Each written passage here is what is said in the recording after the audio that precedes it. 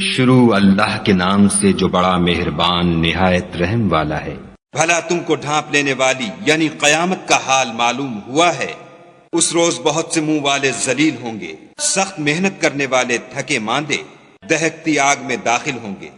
ایک کھولتے ہوئے چشمے کا ان کو پانی پلایا جائے گا، اور خاردار جہاڑ کے سوا ان کے لیے کوئی کھانا نہیں ہوگا جو نہ فر بہی لائے نہ بھوک میں کچھ کام آئے۔ اور بہت سے منہ والے اس روز شادماں ہوں گے، اپنے اعمال کی جزا سے خوش دل۔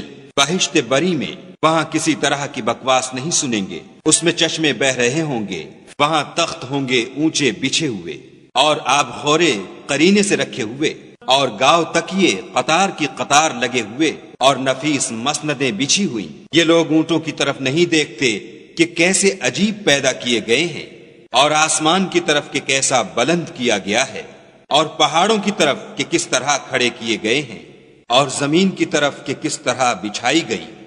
تو تم نصیحت کرتے رہو کہ تم نصیحت کرنے والے ہی ہو، تم ان پر داروغہ نہیں ہو۔ ہاں، جس نے منہ پھیرا اور نہ مانا تو خدا اس کو بڑا عذاب دے گا۔ بے شک ان کو ہمارے پاس لوٹ کر آنا ہے، پھر ہم ہی کو ان سے حساب لینا ہے۔